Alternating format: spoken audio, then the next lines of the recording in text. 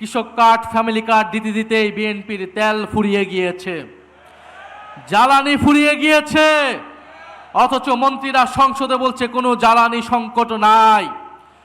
বাস্তব সমস্যাকে অস্বীকার করছে, অর্থনৈতিক সমস্যাকে অস্বীকার করছে, দেশে আইন শৃঙ্খলার যে ক্রমান্বয়ে অবনতি হচ্ছে সেটাকে অস্বীকার করছে বর্তমান সরকার। আমরা সর্বাত্মকভাবে এই সরকারকে সহযোগিতা করতে প্রস্তুত ছিলাম দেশের স্বার্থে, জনগণের স্বার্থে, কিন্তু বিএনপি সরকার সেই সকল সহযোগিতা নেওয়ার সকল দরজা বন্ধ করে দিচ্ছে।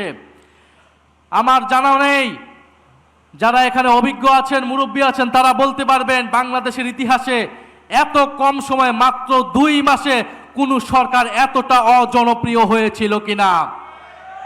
বিএনপি সেটা বাস্তবে প্রমাণ করে দিয়েছে। এই সরকার 2 মাসে যতটা অজনপ্রিয় হয়েছে, আমরা জানি না আগামী 6 মাসে তার পরিণতি কি হবে, তার অবস্থান কি হবে। আমরা দেশে কোনো অস্থিতিশীলতা চাই না। আমাদের দাবি একটাই, গণভোটের গণরায় বাস্তবায়ন করে জুলাই গণ অভ্যুত্থানকে প্রকৃত সম্মান দেওয়া, জুলাই শহীদ পরিবারকে প্রকৃত সম্মান দেওয়া, আহত যোদ্ধাদের প্রকৃত সম্মান দেওয়া। আমরা সেটার জন্য রাজপথে আছি, সংসদে আছি। ইনশাআল্লাহ আমরা ঐক্যবদ্ধভাবে আমাদের সে দাবি আদায় করে ছাড়বো ইনশাআল্লাহ। আসসালামু আলাইকুম। প্রবাসীদের জন্য নির্মাণ হচ্ছে দেশের প্রথম স্মার্ট সিটি, যেখানে থাকছে স্কুল, মসজিদ, হাসপাতাল, সুইমিং পুল, হেলিপ্যাড, পাঠাগার, জিম, সুপারমার্কেট, শিশু পার্ক সহ সকল নাগরিক সুবিধা। মাত্র 30 লাখ টাকা বিনিয়োগে মিলছে আকর্ষণীয় ফ্ল্যাট। প্লাটিনাম ইনভেস্টরদের জন্য ঢাকা বিমানবন্দরে ভিআইপি প্রোটোকল সুবিধা।